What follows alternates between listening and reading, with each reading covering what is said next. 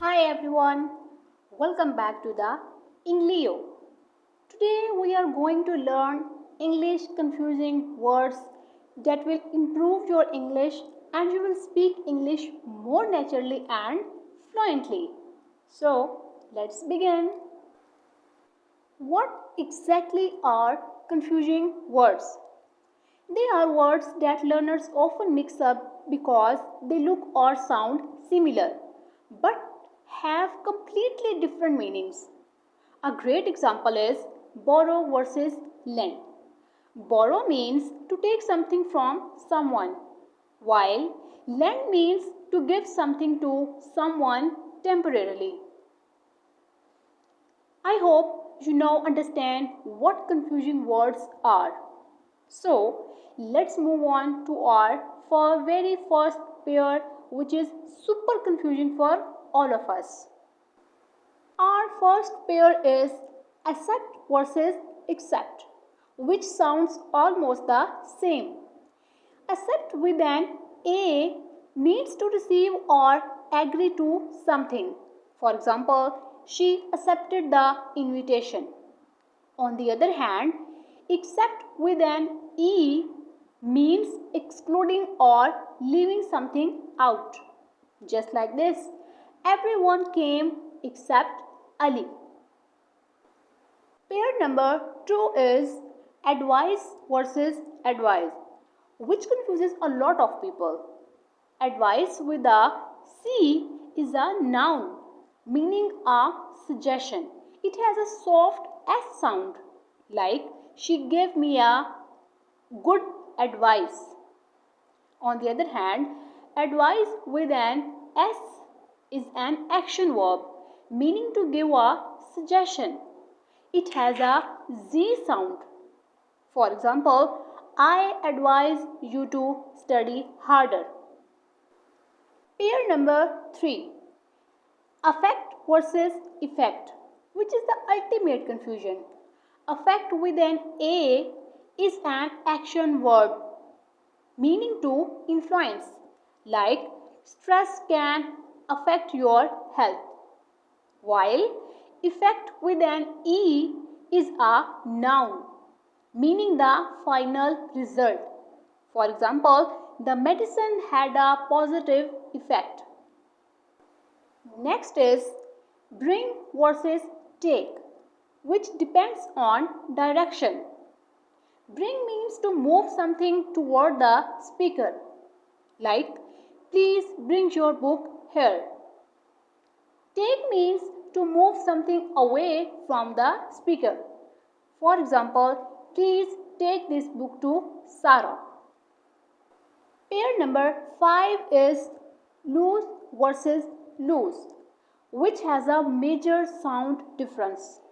Lose with a single O means to misplace or fail to win. It has a Z sound, like don't lose your keys. Loose with the double O means not tight. It has a soft S sound. For example, my shirt is too loose. Next we have then versus then, which people mix up all the time. Then with an E refers to time or what happens next. Like we went home and then had dinner. Then with an A is strictly used for comparison. For example, she is taller than me. Next up, we have pair number 7, there versus there, which sound exactly the same. There refers to a place or position. For example, your bag is over there. On the other hand, there shows ownership. This means belonging to them. For example, their house is beautiful. Pair number 8, weather versus weather, which are completely identical in sound. Weather with a WEA means the condition of the atmosphere. Like, the weather is beautiful today. Weather with a WHE means if or expresses a choice. For example, I don't know whether he will come. Next is complement versus complement, which sound identical but have totally different meanings. Compliment with an I means praise or saying something nice, like she gave me a nice compliment. On the other hand, complement with an E means something that completes or goes well with something else. For example, that scarf complements your dress.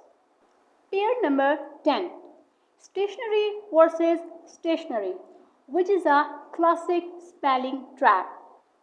Stationery ending in ARY means completely still or not moving, like the car remained stationary.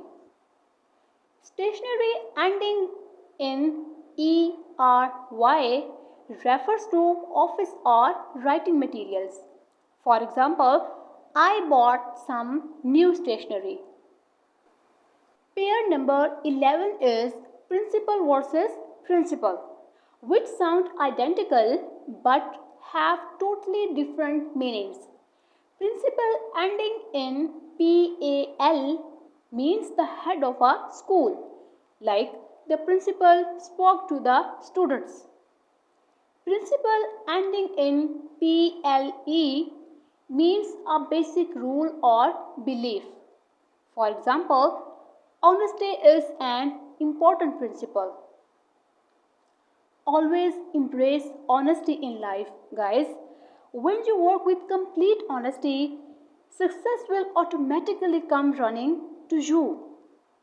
Remember, pair number 12 is quiet versus quiet, which looks so similar but sounds different. Quiet means making little noise. It has two syllables, like please be quiet. Quiet means fairly or very. It is a single syllable. For example, the movie was quite interesting. Next up, we have beside versus besides, which only has a one letter difference. Beside without an S means next to or by the side of, like she sat beside me. On the other hand, besides with an S means in addition to or moreover. For example, besides English, she speaks Urdu. Pair number 14 is personal versus personnel, which has a completely different pronunciation and stress. Personal means private or individual. Stress the first part. For example, this is my personal opinion. While personnel means employees or staff. Stress the last part. For example, all personnel must wear an ID card. Pair number 15, desert versus dessert, which is a very tricky pair. Desert with a single O means a dry sandy region. Stress the first part. As you can see the example, camels live in the desert. On the other hand, we have dessert with the double S. This means sweet food eaten after a meal. Stress the second part. For example, we had ice cream for dessert. Next we have pair number 16, past versus past, which sound exactly the same. Past is the action word which means went by or completed, like she passed the exam.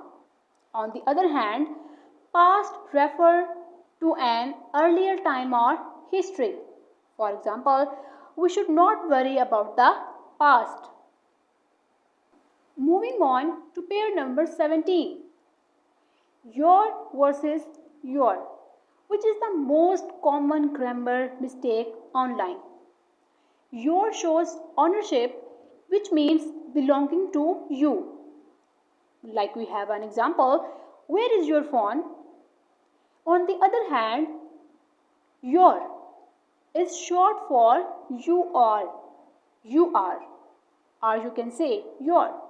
For example, you are very kind. Pair number 18. Its versus its, which is another huge apostrophe trap. Its without an apostrophe shows ownership for things or animals, like the cat is licking its paw. On the other hand, its with an apostrophe is simply short for it is or it has. For example, it's a beautiful day. Pair number 19. Whose versus whose, which sound exactly identical. Whose with an apostrophe is short for who is or who has. Like this, who's coming with us? On the other hand, whose shows ownership, which means belonging to whom. For example, whose bag is this? Whose bag is this?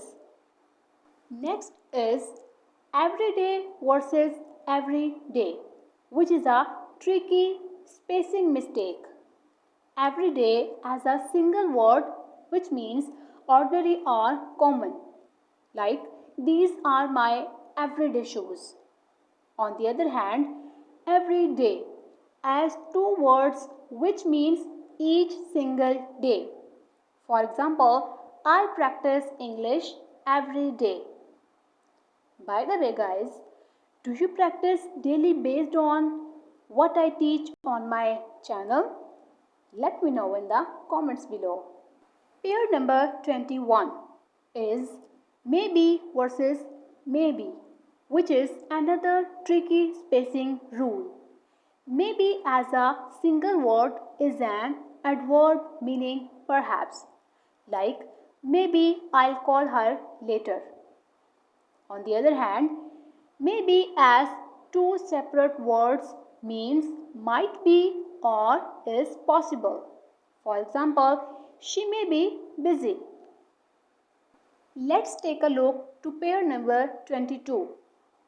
Already versus already, which sound almost identical. Already as a single word means before now or by this time. As you can see the example, I have already finished my work. While already as two words means completely prepared. For example, we are all ready to leave. We are all ready to leave. Pair number 23. Alone versus lonely, which is a very important emotional difference. Alone means physically being without other people, like I live alone, while lonely is a sad feeling because you are isolated or disconnected. For example, she felt lonely after moving away. She felt lonely after moving away. Pair number 24. Especially versus specially, which confuses even advanced learners. Especially means particularly or above all others. Like, I love fruit, especially mangoes. On the other hand, specially, which means for a specific or particular purpose. For example, this dress was specially made for her. Pair number 25. Fewer versus less, which is a golden grammar rule. So guys, listen carefully. Use fewer for things you can count, like people or books. As you can see the example, there are fewer students today. But use less for things you cannot count, like water or time. For example, I need less sugar in my tea. So, it's a great job. So, guys, how many of these 45 pairs did you know already? Share your score in the comments below. And remember, consistent practice is the only path to mastering English.